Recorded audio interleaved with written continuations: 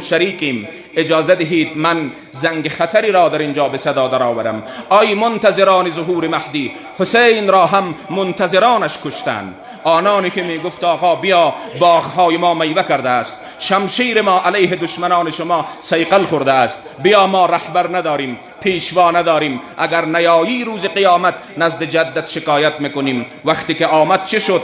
از آب هم مضایقه کردند کوفیان، خوش داشتند حرمت مهمان کربلا. بودند و دیو و دد همه سیراب و میمکید، خاتم ز قحط آب سلیمان کربلا. امروز یک عده منتظران ظهور عیناً منتظران آمدن امام حسین است. آنها دعای فرج میخوانند، اینها اللهم عجل ولیک الفرج میگن، اما معلوم نیست در قلبشان چه میگذرد. وقتی که امام زمان بیاید، شمشیر از نیام بکشد، اون وقت دیگر روز جنگ صفین نیست که قرآن سر نیزه صد درا شود، زیرا امام در آغاز کار سر و روی همین جاهلان قرآنی را که کمر شیعه را شکستند با شمشیر نوازش خواهد کرد.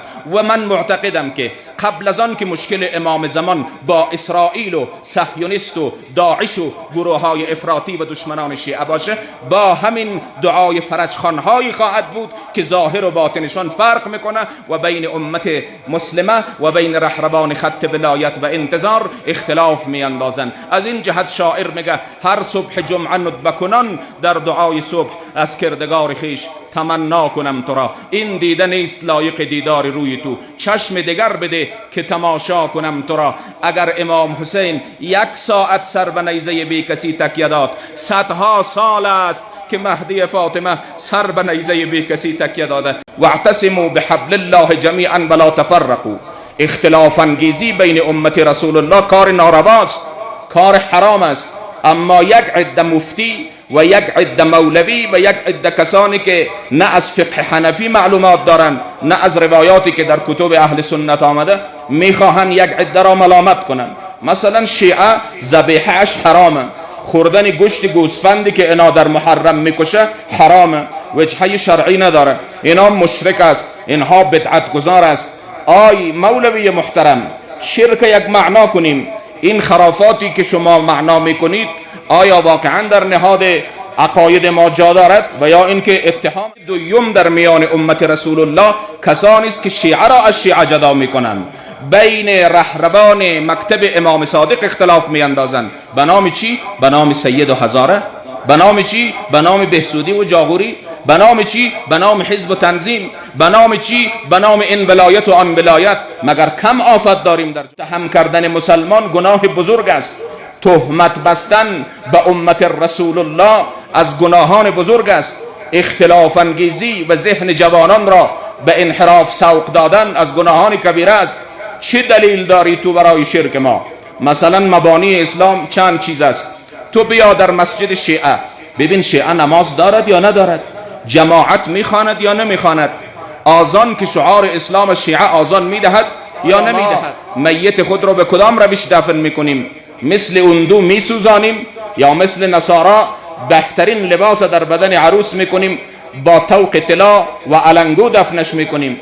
و یا اینکه نه غسل میدیم با آب سدر و کافور و آب قرا و خالص و کفن میپوشانیم، نماز میخوانیم. شما 4 تکبیر، ما یک تکبیر اضافه تر 5 تکبیر. شما تلقین نمیدهید، ما تلقین میدهیم میت خود را. تمام اعتقادات در همون جا هست. الله جل جلاله ربی و محمد صلی الله علیه و آله نبی والاسلام دینی والقرآن کتابی والکعبة قبلتی الی آخر. درد دل علی از نماز شبخوان‌هایی بود که در اطرافش بودن ولی امام خود رو نشناختند. درد دلش از آنهایی بود که در جنگ صفین علیه خودش شمشیر کشیدن و گفتن اگر مالک را طلب نکنی سر از بدنت برمیداریم.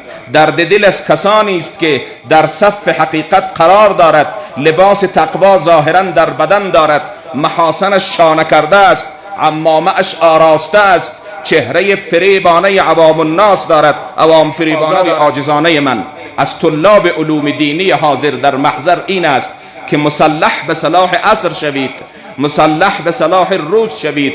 بر علاوه خواندن درس فقه و اصول و درس های جنبی دیگر باید به علوم روز و آنچه که در زمان مقتضیات زمان توفیق زیارت چهره‌های نورانی شما را بعد از 25 سال در این جایگاه برای من نصیب کرد و آمدم تا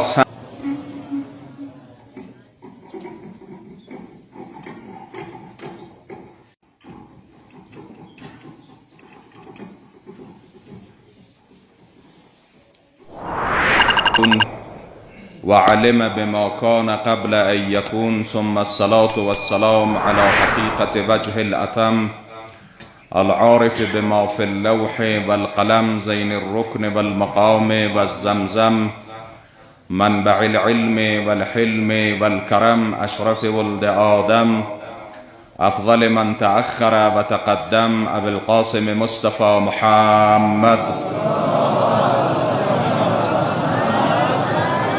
صلى الله عليه وآله الطاهرين المعصومين سيما بقية الله في الأرضين حجة ابن الحسن المهدي روحي وأرواح العالمين لتراب مقدمه الفداء اللهم كل وليك الحجة ابن الحسن صلواتك عليه وعلى آبائه في هذه الساعة وفي كل ساعة وليا وحافظا وقائدا وناصرا ودليلا وعينا حتى تسكنه أرضك طوعا وتمتعه فيها طويلا اللهم عجل في فرجه واجعلنا من خير أعوانه وأنصاره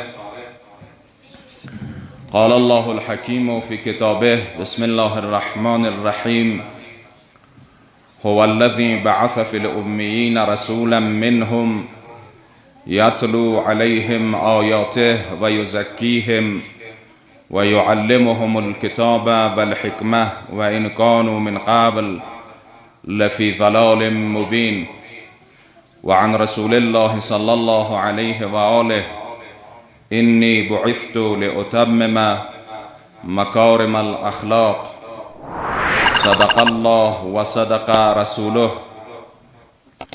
ان شاء الله قلوب همه ما به انوار محبت اهل بیت عصمت و نور ایمان و حقیقت و چشمه های همه من به زودی به جمال دلارای مهدی فاطمه روشن گردد صلوات بلندتری مرحمت فرمایید.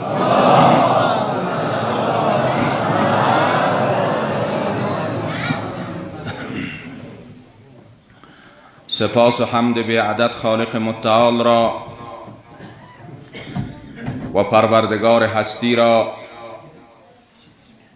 که موجود ناشناخته به نام انسان آفرید و او را به نیروهای عقل و استعدادهای سرشار معنوی مزین و مکرم ساخت و برای هدایتش انبیا و فرستادگانی را فرستاد که هر کدام رهنمایان کل و هادیان سبل بودند که درود خدا و فرشتگان آسمان بر آن پیامبران عظیم الشأن الهی سیما درود خدا و فرشتگان آسمان بر روان حضرت ختمی مرتبت محمد ابن عبدالله صلی الله علیه و آله و اهل بیت معصوم آن حضرت صلوات الله علیهم اجمعین و همچنان درود خدا و فرشتگان آسمان بر روان تابناک سرور و سالار شهدا آقایم حسین بن علی علیه السلام که با قیام عاشورای سال 61 هجری یوغ اسارت را از گردن بشریت برداشت و درود خدا و فرشتگان آسمان بر شما مؤمنان متعهد و ارزش پرور که همیشه با تجمعات مذهبی و گرد همایه های دینی بزمهای عارفانه تشکیل می دهید که مجلس امروز نمونه از آن است. خدا را سپاس گزارم که به این حقیر سراپا تقصیر توفیق زیارت چهره‌های نورانی شما را بعد از 25 سال در این جایگاه برای من نصیب کرد و آمدم تا سنگ سنگین آستان را ببوسم و بر آن سجده کنم، چون در اینجا قدم به دایره تکلیف گذاشتم و در اینجا به واجبات الهی آشنا شدم و در این خاک پاک آداب و ادب آموختم و در این خاک پاک ابتدایی ترین مراحل شاگردی را طی کردم. حق دارید بر من و حق داشتید اگر تقصیر و کوتاهی صورت گرفته که قطعا گرفته است مرا ببخشید و مورد عفو قرار دهید. العذر عند کرام الناس مقبول. شما حق داشتید من زودتر شما را زیارت می کردم، اما تحولات زمانه ما را مهاجر ساخت، گاهی در بند ساخت و گاهی هم بر آن داشت تا نتوانیم از این مسیر سالیان زیادی با امنیت عبور کنیم. به هر صورت من اگر مقصر نباشم قاصر شاید باشم. به هر دلیل خدا را سپاس که بعد از مدتها این خاک پاک را دوباره زیارت کردم و امروز در این انجمن مذهبی و بزم عارفانه در محضر شریف شما چهره‌های مؤمن و متدین و چهره‌های علمی قرار گرفتم و بار دیگر از این توفیق خالق هستی را سپاس میگم. درود خدا و فرشتگان آسمان و صلوات بی عدد بر روان گذشتگان ما، پدران ما، موسفیدان ما، علمایی که بر من حق داشتند در مدرسه علمیه سجادیه، جایی که نزدیک به 7 سال در اون مهد پرورش یافتم و باید اونجا را زیارت کنم و امروز در مدرسه علمیه راهیان مهدی و این مسجد و حسینیه با عظمت در محضر شما هستم. خدا را سپاس که بار دیگر مردم شریف سنگشانده به یک مرکز دینی دیگر دست یافت و این سنگر را افتتاح کرد. مدرسه با عظمت، مسجد حسینیه با عظمت. باور کنید این مدارس و این مساجد جایگاهی است برای ازدیاد صمیمیت و همدلی، برای رشد و ارتقای فرهنگ، برای مبارزه با اوهام و خرافات و جهل. تقاضامندم ان شاء الله مدارس و اماکن فرهنگی این منطقه پایگاه‌های برای ایجاد صمیمیت بین مردم منطقه و ازدیاد همدلی و ازدیاد علم و فرهنگ و دانش باشد که ان شاء الله چنین است و امیدوارم مدارس دینی مهد پرورش استعدادها باشد که از برکت تدریس و زحمات شبانه روزی اساتید معظمی که صحبت کردن و بعضش اینجا صحبت نکردن، الحمدلله ابواب مساجد و مدارس مفتوح و درس جریان دارد که این خود نعمت بزرگی است که شکران عملی لازم دارد و شکرانش این است که در اطراف شمع وجود علما جمع شویم، استفاده ببریم، درس بخوانیم، احکام بشنویم و بعد هر کدام ما مدرسی باشیم، مبلغی باشیم برای بست و نشر ارزش‌های دین و شرایط طوری است که باید بیشتر از پیشتر و خوبتر از همه اوقات مدارس را گرم نگه داریم، مساجد را گرم نگه داریم، صفوف نماز جمعه و جماعت را مزین نگه داریم با حضور خیش و با رفت و آمد خیش در این اماکن فرهنگی. به هر صورت مقدمه طولانی نشود، استفاده بسیار بهینه و کامل شد از بیانات ارزشمند علمایی که قبل از حقیر صحبت کردند.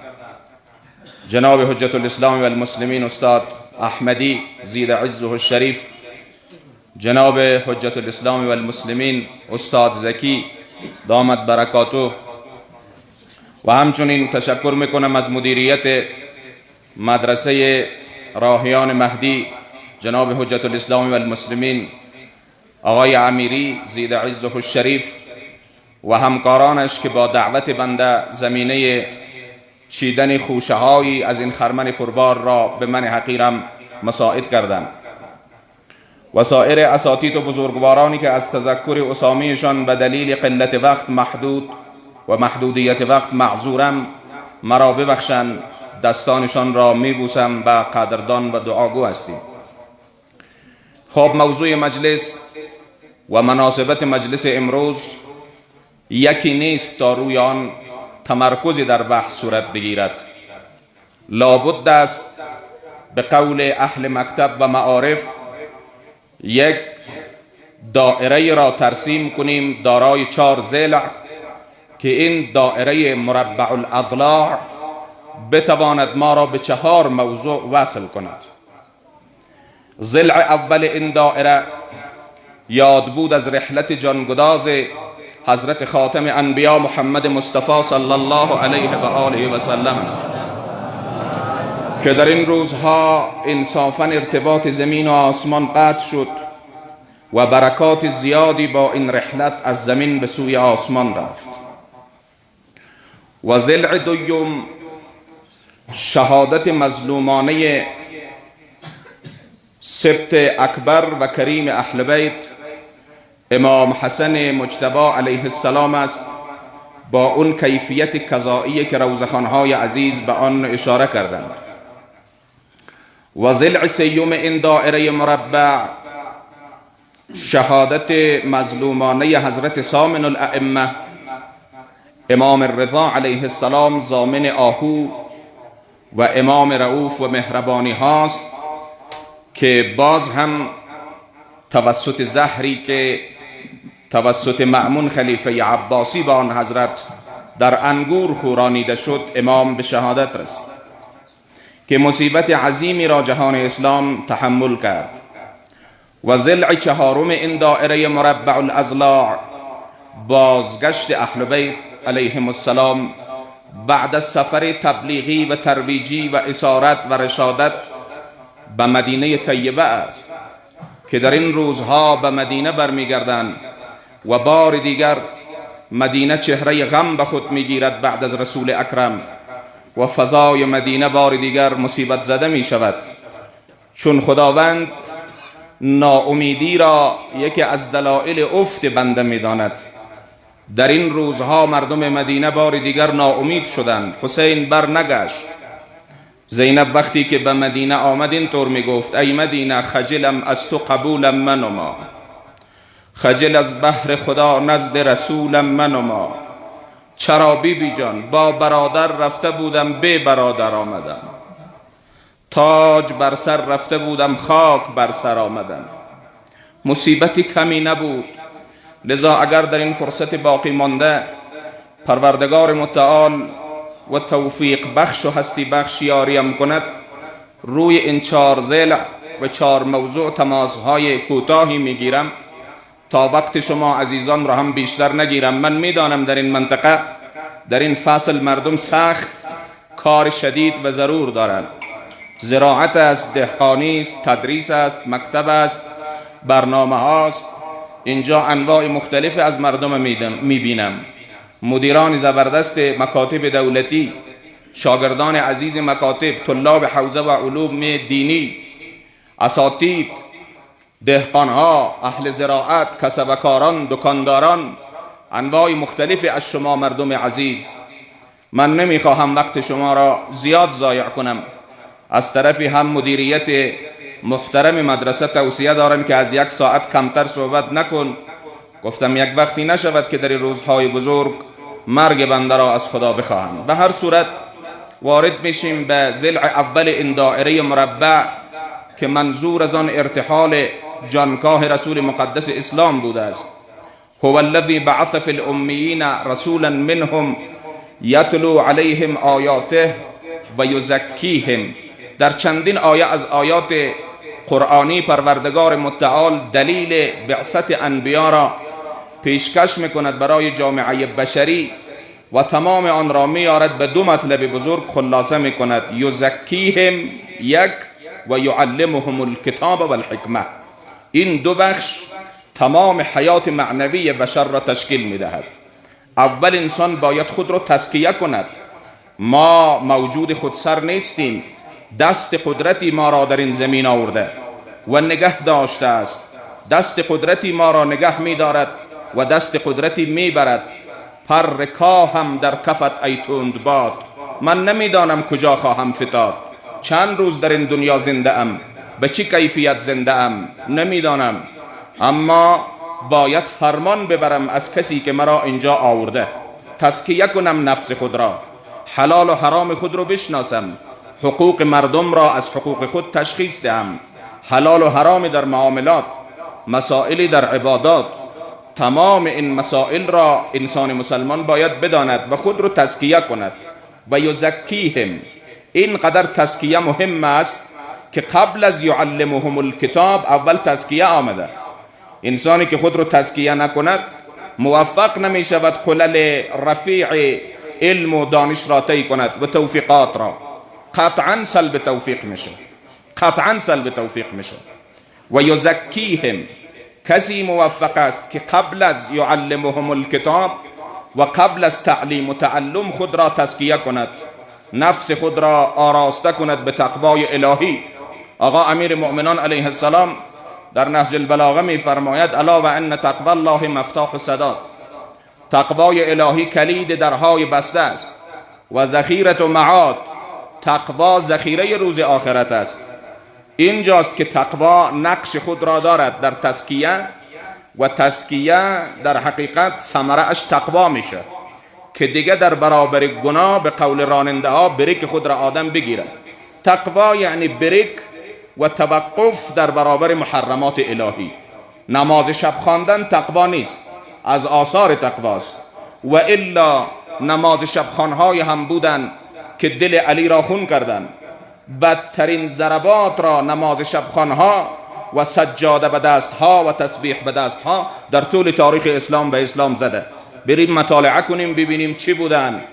وقتی که مولای ما سر در چای کوفه فرو میبرد و میگوید ای چاه درد دل علی را تو بشنو، نه این درد دل از دست مرحب خیبری و حارس خیبری و عمرو ابن عبدوت و کفار قریش و کفار اطراف مکه، نه خیر. شمشیر علی وقتی که از غلاف بیرون می آمد، کفار مکه چیزی نبود که علی از او درد دل کند. درد دل علی از نماز شبخوانهایی بود که در اطرافش بودن ولی امام خود رو نشناختن. درد دلش از آنهایی بود که در جنگ صفین علیه خودش شمشیر کشیدن و گفتن اگر مالک را طلب نکنی سر از بدنت برمیداریم. درد دل از کسانی است که در صف حقیقت قرار دارد، لباس تقوا ظاهرا در بدن دارد، محاسنش شانه کرده است، عمامه‌اش آراسته است، چهره فریبانه عوام الناس دارد، عوام فریبانه دارد، اما کار را طور دیگر انجام میدهد. همین شمر علیه اللعنه و العذاب در جنگ صفین در رکاب علی بود. او 13 مرتبه پای پیاده حج رفته. خدا میداند شمر چقدر نافله خوانده و چقدر اذان داده و چقدر نماز شب خوانده، اما وقتی که عاقبت به خیری در انتظار انسان نبود، معرفت کامل نبود، تزکیه نبود، می آید از جنگ صفین که از رکاب پدر است روی سینه پسر قرار می گیرد و اون مخزن اسرار الهی را با پای چکمدار مورد حجمه قرار می دهد. پس دعا کنیم که تزکیه نفس ما توفیقی باشد که ما را عاقبت بخیر کند. از این جهت می فرماید هو الذی بعث فی الامیین رسولا منهم یتلو علیهم آیاته و یزکیهم. این تزکیه دوستان بسیار مهمه. مرحله دوم و یعلمهم الکتاب و الحکمه. بعد از تزکیه مرحله یعلمهم الکتاب میرسه. یعنی دلیل بعثت انبیا و ارسال رسول این است که بعد از تزکیه و بعد از آن که مردم را در مسیر الله هدایت کردن، اینها را روشنگری کند. روشنگری وظیفه دوم انبیا بود. تعلیم کتاب، قرائت آیات، ابلاغ پیام الهی، این از وظایف مهم انبیا بود که فعلا به دست علما قرار گرفته است. اساتید معظم مجلس، مدرسین توانمند، بیش از هر زمان دیگر وظایف مبلغین و مدرسین و مروجین شریعت سنگینتر و سنگینتر شده و هر قدر زمان رو به اخیر میره این مسئولیت سنگین‌تر میشه. شما اگر مسئولیت امسال را با 5 سال قبل و 5 سال قبل را با 20 سال قبل قیاس کنید، قابل مقایسه نیست. هر قدر رو به اخیر میره تکنولوژی پیش میره. تکنولوژی که پیش رفت آفات علم زیاد میشه. لکل شیء آفت وللعلم آفات. از آفات علم امروز اینه که بشر بم هیدروژن ساخته، بم مدرن ساخته، بم های اتم ساخته و تهدید میکند که اگر ناخن به ناخنگ اتم بزنم کشورت را به کره خاکستر تبدیل میکنم. در همچو عصر تکنولوژی وظایف علمای دین به مراتب مثل درجه حرارت آفتاب که از اول بهار رو به تابستان میره بالاتر و بالاتر خواهد رفت و قضیه خطرناک میشه. لذا تقاضای عاجزانه من از طلاب علوم دینی حاضر در محضر این است که مسلح به صلاح عصر شوید، مسلح به صلاح روز شوید. بر علاوه خواندن درس فقه و اصول و درس های جنبی دیگر باید به علوم روز و آنچه که در زمان مقتضیات زمان اقتضا میکند آشنا شویم و الا از این قافله عقب میمانیم. این زنگ خطر است. نمیتواند تنها این خط خشک فقه و اصول درد ما را دوا کند. باید عالم آگاه به مسائل عصر و زمان خودش باشد. چه میگذره در دنیای اسلام؟ چرا اینقدر مشکلات داریم؟ یکی از مشکلاتی که ما داریم از بعثت انبیا درس نگرفتیم همینه و باید علم و دانش را مسلح کنیم به صلاح روز. ببینید اولین حرف رسمی که خدا از یک آدرس رسمی به پیغمبرش میگه اینه: بر فراز کوی حرا بسم الله الرحمن الرحیم اقرأ. بخوان، فعل امر دیگه، بخوان. اقرأ باسم ربک الذی خلق، یعنی سعادت انسان از خواندن شروع میشه. اقرأ باسم ربک الذی خلق، خلق الانسان من علق. امر دیگر پی امر آمد: اقرأ و ربک الاکرم. خود چی؟ الذی علم بالقلم. قلم نامش در بین آمد. در دفتر زمانه فتد نامش از قلم، آن ملتی که مردم صاحب قلم نداشت. قلم وسیله بسیار خوب برای ترویج بسط و نشر معارف الهی و مسائل دینی و ارزش‌های بشری و پیام انسانی در جامعه اسلامی و خدایی و به گوش بشریت است. البته نه تنها قلم، این کامپیوتر و اینترنتی که در حقیقت امروز تایپ میشه بدیل قلم است، قلم گفته میشه. قلم فرسایی، کتابت، ابلاغ پیام توسط یک وسیله. خدای متعال اونقدر به این قلم اهمیت داد که سوره به نام قلم نازل کرد و در اولین آیه اش قسم خورد به قلم. بسم الله الرحمن الرحیم نون والقلم و ما یسطرون. قسم به قلم و آنچه که می نویسد. لذا این نویسندگی بسیار خوب است. عالم دین باید آثار داشته باشد. طلاب عزیز، میشناسیم در جامعه استادانی را که الحمدلله و در تمام مراحل بسیار پیروزند. مثلا فقه و اصول خوب میدانن، ادبیاتش بعضی استادا خیلی عالی است، اما چند سطر مقاله‌ای در این رابطه، نوشته‌ای در این رابطه، شرحی در این رابطه، کتابی در این رابطه. خب هر کسی به هر رشته‌ای که تخصص دارد آثاری از خود بگذارد که با مردنش خودش که دفن شد آثارش دفن نشود، پیامش دفن نشود، ماهیت وجودیش دفن نشود، جسمش دفن میشه دیگه، آثارش باقی است. از این جهت گفتن که علما خودشان میروند جسمشان اما آثارشان باقی است. از این جهت که این پیام رسای از اسلام است. اقرأ باسم ربک الذی خلق، خلق الانسان من علق. اقرأ ربک الاکرم الذی علم بالقلم، علم الانسان ما لم یعلم. ما باید وظایف انبیای الهی را اول تشخیص دهیم، بعد از تشخیص در صدد تزکیه براییم. یکی از مشکلاتی که امروز امت پیغمبر آخر الزمان داره، وظیفه پیغمبر خود رو تشخیص نداده، سیری در سیره حسنه آن حضرت نکرده است. لقد کان لکم فی رسول الله اسوة حسنه. کوی اون اسوه حسنه در بین امت پیغمبر؟ مرا به گستاخی متهم نکنید. معذرت میخواهم از محضر اساتید و علما و طلاب علوم دینی، اساتید دانشگاه و مکتب و مروجین شریعت و دین و پیام و علوم الهی و علوم روز. واقعا این یک حقیقتی است که از آن نمیشه چشم پوشی کرد.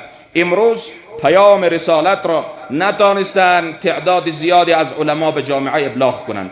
لذا این پیام از آدرس های وحشیگری و بربریت و افراطیگری گاهی ابلاغ میشه. شما ببینید امت رسول خداست، اما بخش از امت را متهم میکنه به شرک، متهم میکنه به بدعت، متهم میکنه به انحرافات، متهم میکنه به خرافات. مثلا یک عده در این رابطه خطرناک عمل میکنن. از آدرس فتوا، از دکة القضای فتوای رسول الله، از مسند فتوای پیغمبر نازنین اسلام دو کار میکنن این مردم. اول میخواهد شیعه را از سنی جدا کند که نباید جدا شود. واعتصموا بحبل الله جمیعا ولا تفرقوا. اختلاف انگیزی بین امت رسول الله کار نارواست، کار حرام است. اما یک عده مفتی و یک عده مولوی و یک عده کسانی که نه از فقه حنفی معلومات دارند نه از روایاتی که در کتب اهل سنت آمده، میخواهند یک عده را ملامت کنند. مثلا شیعه ذبیحه‌اش حرامه، خوردن گوشت گوسفندی که اینا در محرم میکشه حرامه، وجهه شرعی نداره، اینا مشرک است، اینها بدعت گذار است. آی مولوی محترم، شرک یک معنا کنیم. این خرافاتی که شما معنا میکنید آیا واقعا در نهاد عقاید ما جا دارد و یا اینکه اتهام است؟ متهم کردن مسلمان گناه بزرگ است. تهمت بستن به امت رسول الله از گناهان بزرگ است. اختلاف انگیزی و ذهن جوانان را به انحراف سوق دادن از گناهان کبیره است. چه دلیل داری تو برای شرک ما؟ مثلا مبانی اسلام چند چیز است. تو بیا در مسجد شیعه ببین شیعه نماز دارد یا ندارد، جماعت میخواند یا نمیخواند، آذان که شعار اسلام از شیعه آذان میدهد یا نمیدهد، دفن کردن میت و اون روش اسلام اشتراک کن در تشییع جنازه ما. ببین آیا ما میت خود رو به کدام روش دفن میکنیم؟ مثل اندو میسوزانیم یا مثل نصارا بهترین لباس در بدن عروس میکنیم با طوق طلا و علنگو دفنش میکنیم؟ و یا اینکه نه غسل میدیم با آب سدر و کافور و آب قرا و خالص و کفن میپوشانیم، نماز میخوانیم. شما 4 تکبیر، ما یک تکبیر اضافتر 5 تکبیر. شما تلقین نمیدهید، ما تلقین میدهیم میت خود را. تمام اعتقادات در همون جا هست. الله جل جلاله ربی و محمد صلی الله علیه و آله نبی والاسلام دینی والقرآن کتابی والکعبة قبلتی الی آخر. یا میرسیم در آنجا که میگیم که وقتی که اعتقاداتت رو از تو پرسید اینها را بگو: والبعث حق والنشور حق والصراط حق والمیزان حق وتطائر الكتب حق وان الجنة حق والنار حق وان الساعة آتية لا ريب فيها وان الله يبعث من في القبور. هذا عقائدنا كله. تمام عقاید ما اینه. پس ما مشرکی؟ خب بیایید اشتراک کنید. ما در نکاح فرزندانمان چگونه ایجاب و قبول داریم، چگونه انشاء و اخبار داریم، چگونه ایجاد ما لم یوجد داریم، چگونه دقت در نکاح داریم، شواهدی که در طلاق است، مسائل دیگری که وجود دارد. کعبه یکی از ارکان اسلام است. شما حاضرید که شاهدید که ما هر سال حاجی های ما بیچاره ها سرگردان پشت دروازه های ریاست حج و اوقاف و وزارت حج و اوقاف که یک سهمیه برای ما برسه، حج پدرم به گردن من مانده، خودم مستطیع شدم میخوام حج بروم. شما دیدید که ما حج رفتیم یا نه؟ ما کربلا رفتیم، همانطوری که بعضی اتهام میبندن و به نام حج آمدیم در فصل مخصوص به وطن بازگشتیم. دیگه قبله، مسئله قبله آیا با شما مشترک است یا نیست؟ یا ما کربلا را قبله قرار دادیم یا ما مسجد الاقصی را، فلسطین را قبله قرار دادیم؟ نخیر، اینها همه مشترکات ماست. پس ما مشرک نیستیم، ما بدعت گذار نیستیم. بین امت پیغمبر این اختلافات بسیار نارواست و ما جانسوزتر و دلسوزتر برای تثبیت فرهنگ پیغمبر و سنت رسول الله از دیگران حرکت میکنیم. بله ما اهل نافله هم هستیم. حالا کسی که نمیخواند خب فرض که نیست، واجب نیست، نافله است. مثلا ما 2 رکعت نافله صبح داریم، 8 رکعت نافله ظهر داریم، 8 رکعت نافله عصر داریم، 4 رکعت نافله مغرب داریم، 2 رکعت نافله عشا داریم، 11 رکعت نافله شب داریم. بعد چیزهایی که ما داریم دیگران اصلا از اون کوچه عبور نکرده است. ما نماز غفیله داریم، ما نماز جعفر طیار داریم، ما نماز استغاثه به حضرت زهرا داریم، ما نماز صاحب الامر داریم و صدها نماز دیگر و رکعاتی که میخوانیم و به هر بهانه پیشانی را در برابر خالق هستی به زمین میگذاریم. کجای این مسئله شرکه؟ مسلمان تر از این مردم، مؤمن تر از این مردم، با عقیده تر از این مردم، دلسوزتر از این مردم به دین و اسلام و شرافت ها و عزت و کیان اسلام به کجا پیدا میشه؟ چرا ما را متهم میکنید؟ اینها اهل سنت نیستند، اینها یک عده نفاق افغانانی هستند که با لباس برادران اهل سنت از آدرس فتوا میخواهد بین مسلمین نفاق انگیزی کند. متوجه کید الله متوجه کید اینها باشیم که پشت پرده دستهای ناپاک دشمنان اسلام امت رسول الله را از همدیگه جدا میکند و اجازه نمیدهد به این سنت عمل شد، اجازه نمیدهد اون همدلی یاران رسول الله در عصر ما پیاده شود. مگر قرآن نفرمود محمد رسول الله اللهم صل علی محمد و آل محمد والذین معه اشداء علی الكفار رحماء بینهم تراهم رکعا سجدا یبتغون فضلا من الله و رضوانا سیماهم فی وجوههم من اثر السجود. یاران پیامبر یارانی بودند که اشداء علی الکفار، در برابر کفار موضعهای سخت می گرفتند. حال متاسفانه برعکس شده. یک عده ام القرابالا، یک عده کسانی که خود را کلیددار حرم میداند، ترامپ زرد لعنتی مفسد متکبر را که فرعون عصر زمان است با کفشش در حریم کعبه را میدهند. این راه دادن کفش در حریم کعبه یک مشرک نجس را واقعا حد حرمتی به اسلام است. اینا اشداء علی الکفار نیستند، اینا احباء علی الکفارند، محبین با کفارند، رحماء بینهم هم نیستند. و اگر رحماء بینهم می بود امروز غزه و فلسطین این حالت پیدا نمی کرد. امروز نوار غزه مسلخ و کشتارگاه اطفال بیگناه مسلمان نبود. رحماء بینهم در کجا؟ اینا آمدن با دشمنان غزه و دشمنان فلسطین و دشمنان بیت المقدس و دشمنان بیت الله الحرام و دشمنان کربلا و دشمنان اعتقادات دهن بوجی گرفتن و دوستی کردن و محبت کردن. بالعکس اشداء علی الکفار رحماء بینهم نشدن. مشکل کار در اینجاست که ما در ضلع اول این قضیه به سنت رسول خدا عمل نکردیم. پیامبر آمد 23 سال خون جگر خورد تا مردم را همگی یکی بسازد و اختلافات رو بردارد و فخرهای بیجا را از میان بردارد. فریاد کشید ایها الناس لا فخر العربی علی العجمی ولا عجمی علی العربی ولا ابیض علی الاسود الا بالتقوی. ملاک تقواست. همین بلالی که غلام سیاه حبشی از کشور حبشه که این زمان به نام کشوری اتیوپی است، حبشه در ذیل کشورهای اتیوپی در قلمرو اتیوپی در زمان عصر ما، در اون زمان حبشه میگفت. آمد یک آدمی سیاه پوستی که صورتش مثل قیر سیاه اما قلبش مثل شیر سفید، آمد محضر پیغمبر، به دستور خدا مؤذن اسلام شد. اون وقتی که یک عده اشکال کردن یا رسول الله بلال زبان خوبی برای گفتار ندارد، لکنت زبان دارد، نمیتواند بگوید اشهدو، اشهدو میگوید، تلفظش و مخارج حروفش درست نیست. اینجا که قحط الرجال نیست. جبرائیل نازل شد یا رسول الله خدایت سلام میرسانه و میگه ما اشهدوی بلال به جای اشهدو قبول داریم.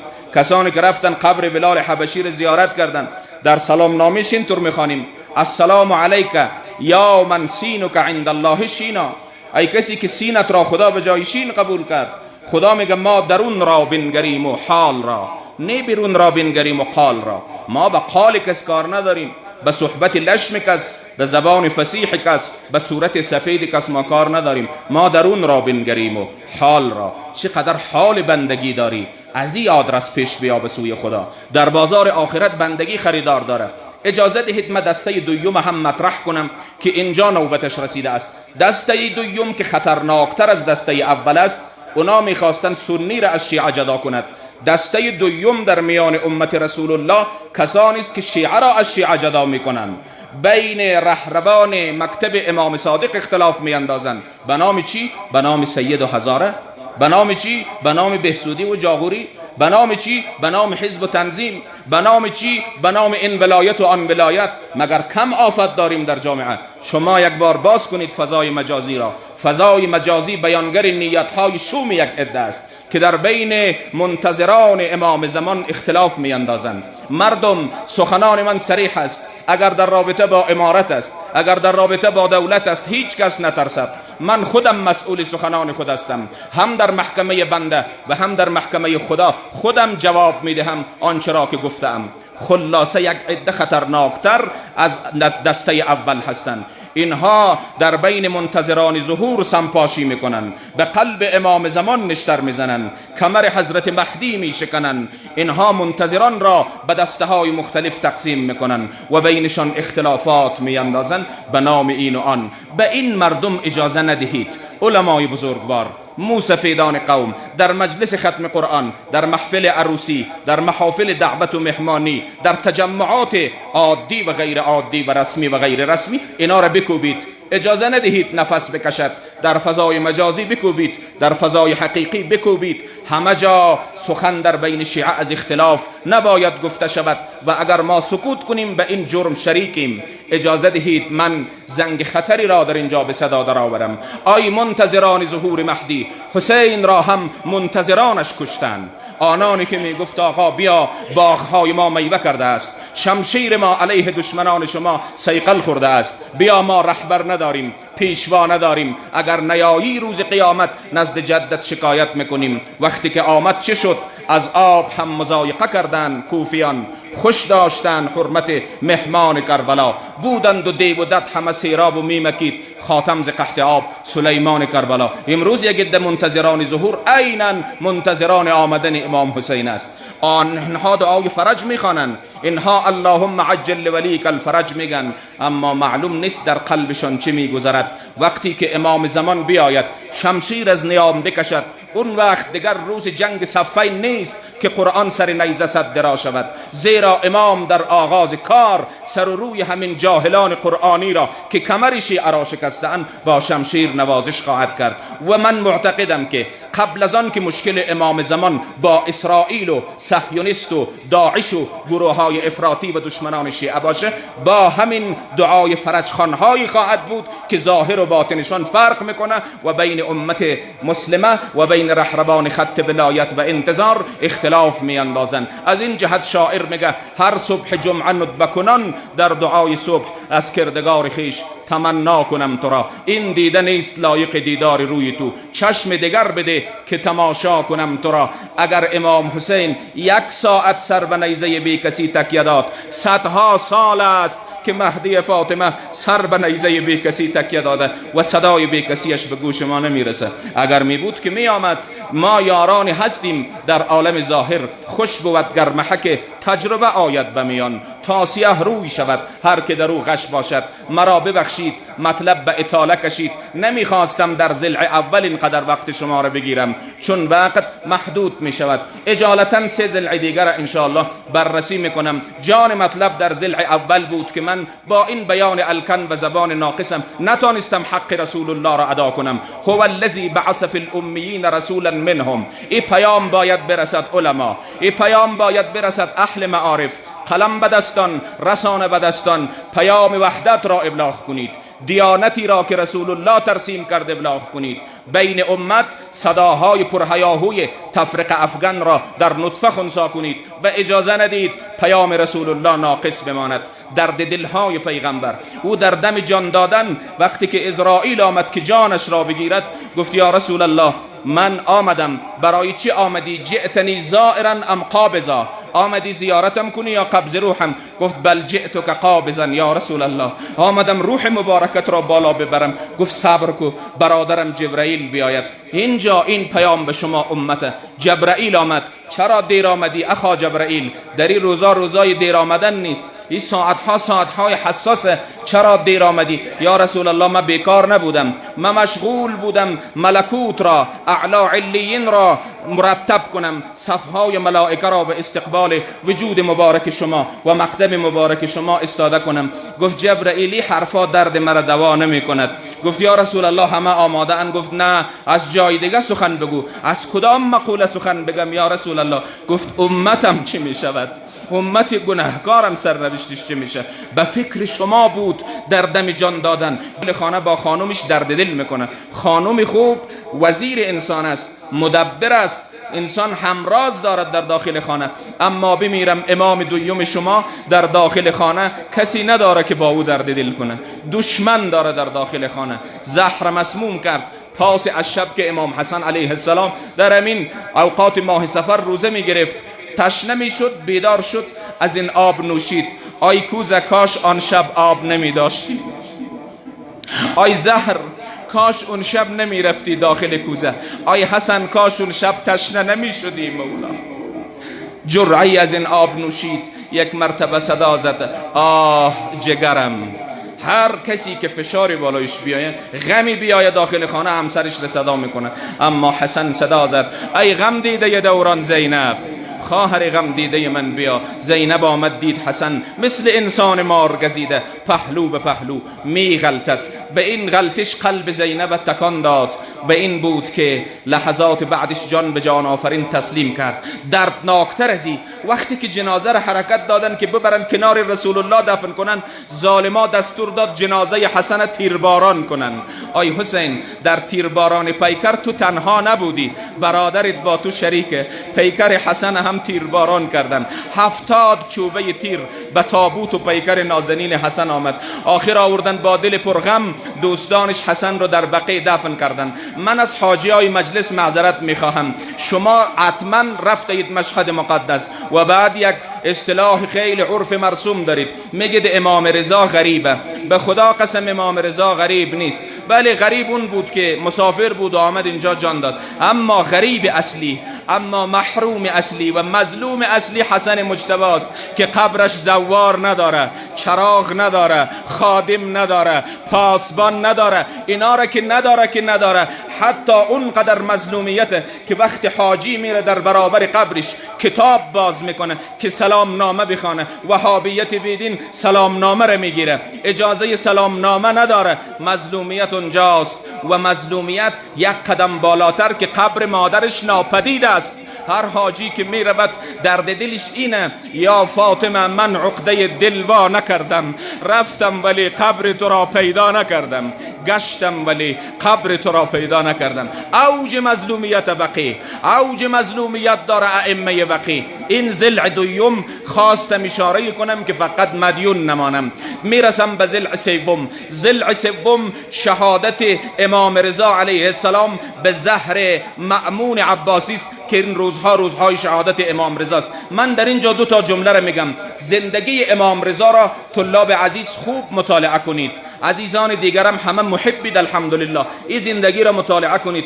امام رضا حکمتی به کار بست در عصر خودش که واقعا با یک دستش سیاست، با دست دیگر عبادت، تا منجر شد به شهادت. وقتی که ولی عهدی مأمون قبول کرد، همونطوری که اشارتا از اساتید شنیدید، آمد از مدینه به مرگ و خراسان در مسیر راه امام چنان تبلیغ کرد با استفاده از این فرصت کم که تمام زنگهای قافله خاموش شدن. وقتی که به نیشابور رسید، قلم به دستان زیادی دنبال موکب امام را میرفت تا چیزی نوشته کند. اینطور نوشته کرد کلمت لا اله الا الله حسنی فمن دخل حسنی امن من عذابی بشرطها و شروطها و انا من شروطها، که من متاسفانه کاملا وقت تفصیل در این مورد ندارم. قلم به دستان پشت موکب امام راه افتاده بودند. امام در مسیر راه تبلیغ دین جدش کرد. در مسیر راه مردم به دعوت خدا و حقانیت و مکتب دعوت میکرد. یعنی معنای این حرف امام این است که از فرصتها استفاده کنید.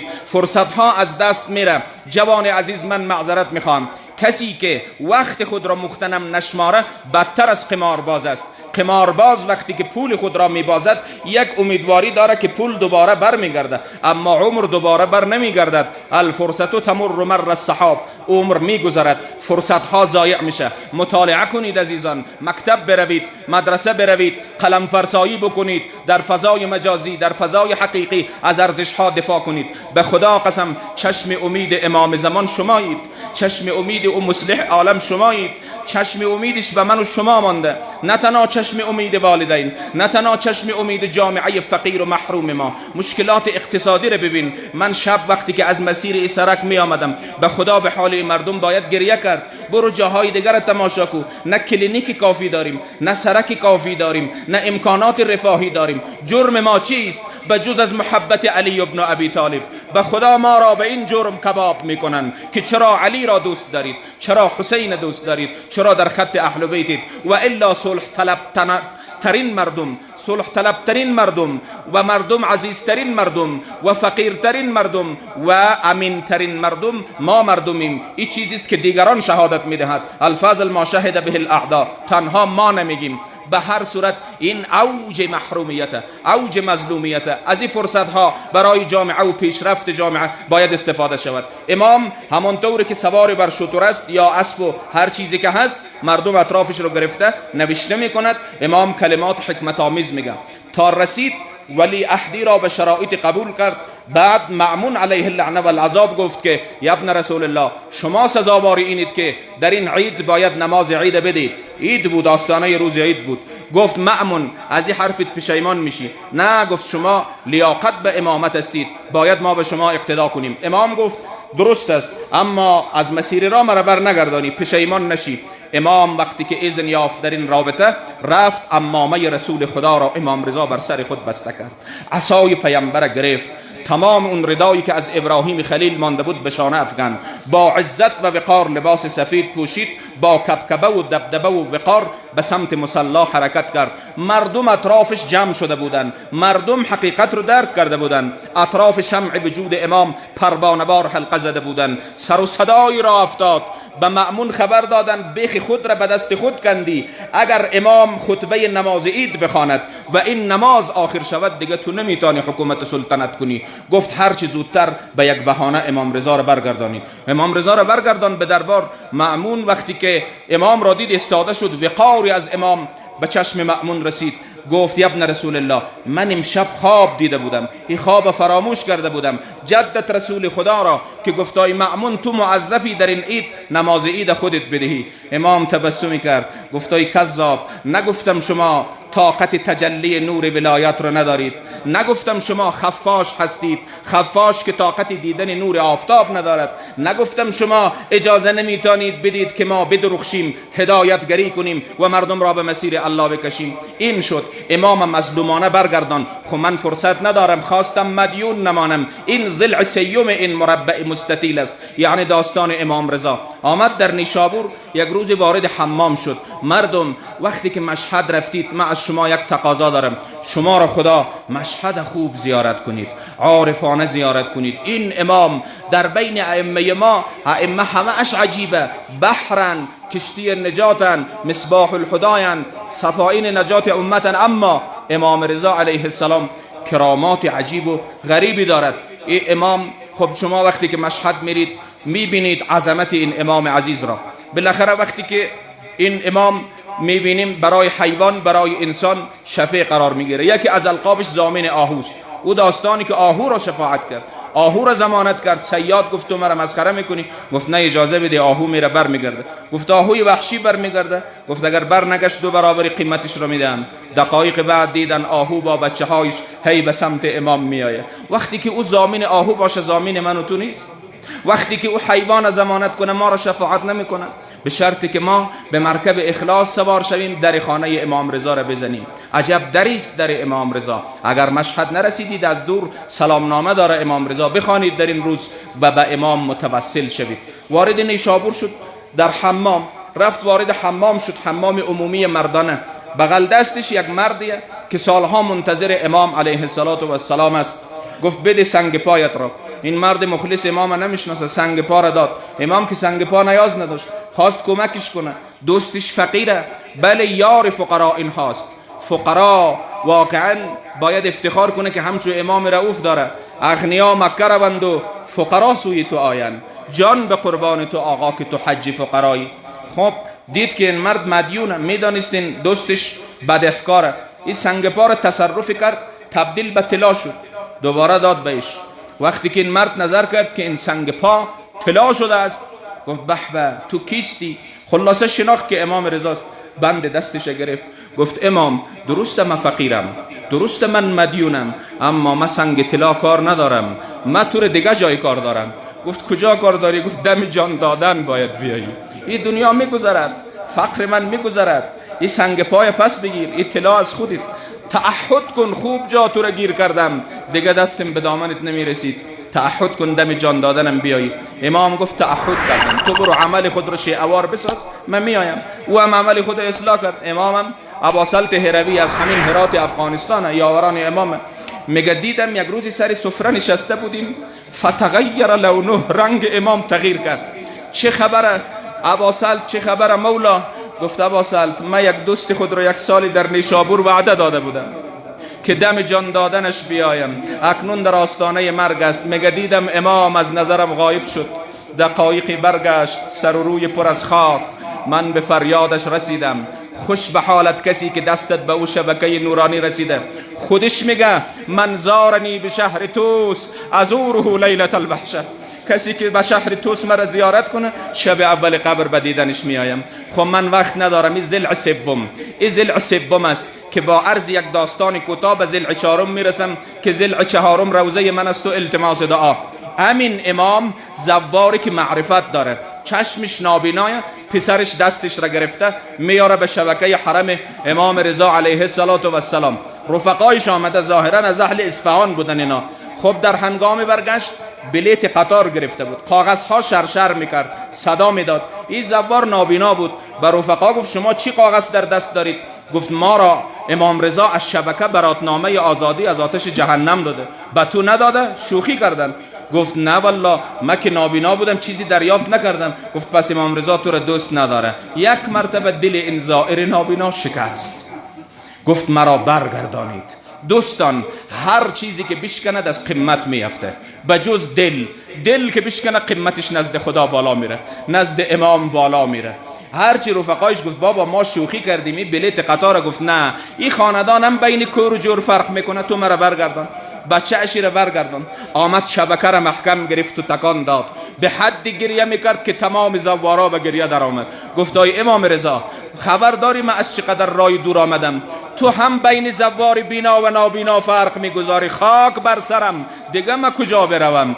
تا براتنامه آزادی از آتش جهنم ندادی به جان مادرت از حرمت بر نمیگردم. هی حرم تکان میخورد و لرزه میکرد. یک مرتبه دیدن کاغذی در کف دستش آمد، کاغذ باز کرد، چشمش باز شد، دید نوشته است هذا عتیق الرضا، ای آزاد کرده رضا از آتش جهنمه. آی امام رضا، در این روز شهادتت تو را به جان مادرت، به موسی بن جعفرت، به زنجیر گردنش قسم، ما را هم از آتش جهنم خلاص کن، ما را هم امروز براتنامه آزادی بده. این ضلع سیوم قضیه آخر ماه سفر. ضلع چهارم که روزه منه و جان سوستر از همه است. آی بمیرم امروز زینب به وطن برمیگردد. امروز اهل بیت غم دیده و امام سجاد در حالی که زخم زنجیر گردنش را آزار داده به وطن برمیگردد.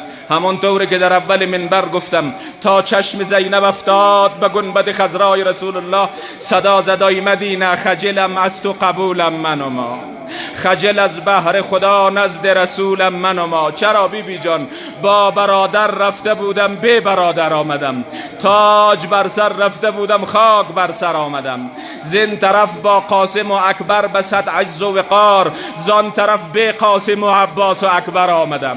زین طرف رفتم به زیر سایه بیرق ولی، زان طرف من بی سپه سالار لشکر آمدم. آی مدینه، من ابوالفضل نیاوردم، قاسم نیاوردم.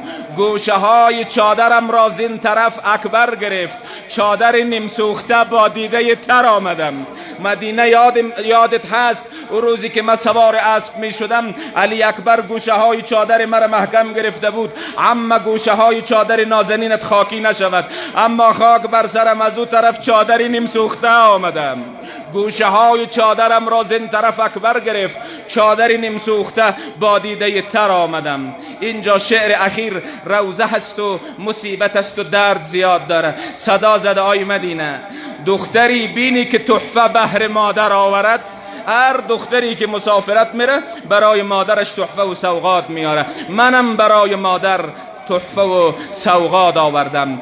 پیرهن پرخون و من در نزد مادر آمدم. پیرهن پرخون و خشکیده حسین را برای مادرم زهرا تحفه آوردم. آمد روی قبر مادر، صدا زد مادر، زینب از سفر برگشته. هر مسافری که از سفر برمیگرده برای دوستانش تحفه میاره. دختر برمیگرده برای مادر سوغات میاره. مادر، زینبم دست خالی نیامده. هاشمیات نظر میکنه زینب چی آورده. یک مرتبه دیدن چادر مقدس دست بالا رفت. از بین چادر پیراهنی به خون خشکیده حسین روی قبر زهرا قرار گرفت. راوی میگه دیدم قبر فاطمه اندکی شق شد، این پیراهن داخل قبر فاطمه رفت. جان روضه ما با صدای خسته امینه سوال نکردی پیراهن چرا داخل قبر فاطمه رفت؟ در قیامت وقتی که اطراف گناهکاران آتش میگیره فاطمه ای را به عنوان اسباب شفاعت میاره. لذا زینب امروز به مدینه میرسه، خطاب میکنه مدینه، زینب به خود را مدی. آی مدینه، بعضی مصیبت ها را ما و تو مشترک دیدیم، اما بعضی مصیبت ها را زینب تنها دیده. او چیزی که مشترک دیده خود تو هم بلدی مدینه، اما او چیزی که زینب دیده خیلی جانسوز بود و من را در قالب اشعار میخوانم. حاجت داری یا الله. زینب صدا زد مدینه، آی مدینه حیدر را هم تو دیده ای هم من، اشک و آه قنبر را هم تو دیده ای هم من. آی مدینه، این مصیبت ها و ناله ها را من و تو مشترک دیدیم، دیگه چی را مشترک دیدیم؟ طاقت داری بشنویشی ای علی؟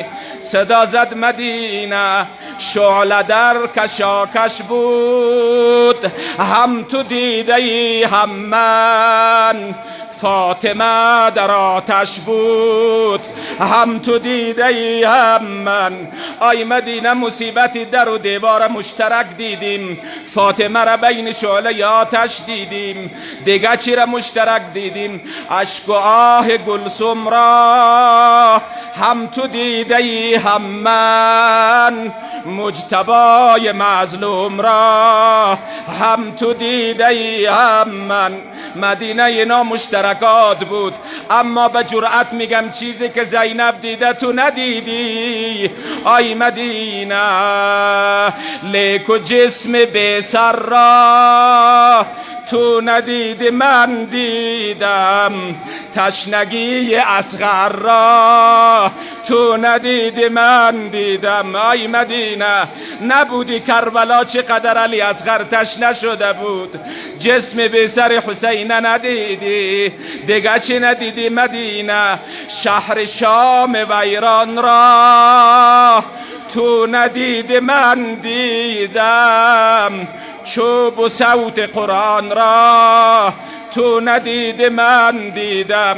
آی مدینه، تو شاید قرآن خواندن حسین دیدی، اما من سری بریده را در بین تشت دیدم.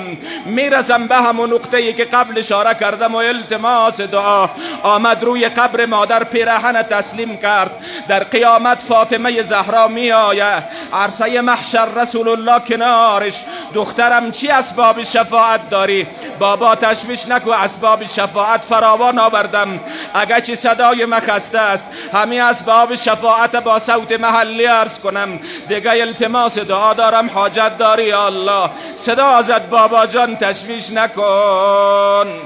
آخ از مدینه دردن دانی پدر آوردم، اسباب شفاعت فاطمه در محشر. از مدینه دردن دانی پدر آوردم و محسن 6 ماه را از پشت در آوردم. پیغمبر کم کم خوشحال میشه از اسباب شفاعت که دخترش آورده. بابا جان اسباب شفاعت فراوان داره زهرا. هر شب جمعه چو میرفتم بعد دشت کربلا، از کنار القمه دست پیسر آوردم، دسته های ابوالفضل اسباب شفاعت آوردم بابا. شام رفتم چون که در بزم یزید بعد سیر من سر ببریده را از تشت زهر آوردم. از مدینه در دندان پدر آوردم، محسن 6 ماه را از پشت در آوردم. بسمک العظیم الاعظم العز الجل الاکرم بحق نبی المکرم. دوستا برنامه دارین؟ اساتید دعا میکنه 10 مرتبه یا الله. روزهای بسیار بزرگ و با عظمت است به حق روح رسول الله. بلند ناله کن یا الله یا الله یا الله یا الله یا الله یا الله. پروردگارا به عزت و جلال خداوندیت به حق ارواح مقدس این بزرگوارانی که در اواخر ماه سفر به شهادت رسیدن همه ما را حاجت روا بفرما. دستهای بلند شده ما را از در کرمت خالی برمگردان. این دستها را به فقر و احتیاج نزد ارکس و ناکس دراز نگردان. خدایا این دستها را به دست ظالم گرفتار نگردان. این دستها را به دست مولای ما امام زمان علیه السلام قرار بده. عاقبت امر ما را به حق رسول اکرم ختم و خیر بفرما. ما را از امت راست و راستین آن حضرت محسوب بگردان. در قیامت الشفاعت آن حضرت و اولادش بهرمند فرما. خدایا مریضان را به آبروی امام حسین شفا عنایت فرما. دین مدیونین را ادا گردان. سفر مسافرین را بی خطر گردان. مسافر آل پیامبر امام زمان ما را به زودی به ما برسان. موانع ظهور مهدی فاطمه برطرف فرما. خداوندا دستهایی که به در کرمت در ساعات مقدس بلند شده است این دستها را خالی و ناامید برمگردان. پروردگارا ما را به وظایف اصلیمان بیشتر از پیشتر آشنا فرما. پروردگارا موجبات رضایتت را فراهم فرما. ما را در راهی که رضای تو ثابت قدم نگهدار. خداوندا به علمای اعلام، اساتید، مدرسین، طلاب حفظات علمیه توفیق بسط و نشر معارف اسلامی و اخذ علوم اهل بیت عنایت بفرما. قدمهای عزیزان را در این راه ثابت نگهدار. قولشان را سدید و محکم گردان. پروردگار و جلب توجه ولی عصر را به این مدرسه و حسینیه و سایر مدارس ما بگردان. خداوندا به عزت و جلالت مردم محروم ما را از این محرومیت خلاصی عنایت فرما. دشمنان مکتب اهل بیت در هر لباسی که هستند ذلیل بگردان. اسرائیل خونخوار و طرفدارانش گروه‌های افراطی استکبار جهانی را ذلیل و منکوب بگردان. مستضعفان جهان و مجاهدین فی سبیل الله نصرت و یاری عنایت فرما. خدایا تو را به عزت و جلالت اموات گذشتگان، علما، ذوی الارحام، ذوی الحقوق، حقداران این جمع، والدین این جمع، والد من حقیر را ببخش و بیامرز. در ثواب این مجلس شریک بگردان. ارواح مقدس شهدای کربلا و اسرای کربلا را از ما راضی گردان. این مجلس را از بانیانش به کرمت قبول بفرما. برای مدیریت هیئت امنا اساتید این مدرسه توفیق عنایت فرما. پروردگار تا زنده ما را از دامن مسجد و مدرسه و حسینیه دور نگردان. بعد از مرگ با اهل بیت محشور بفرما. عاقبت همه را ختم به خیر بگردان. حاجات همه را روا فرما. مریضان را لباس عافیت بپوشان. اللهم اقض لنا حوائجنا الشرعیه ظاهریه و باطنیه، جزئیة و کلیه، بدنیة و مالیه، سریه و علانیه، بحق محمد و آله خیر البریه.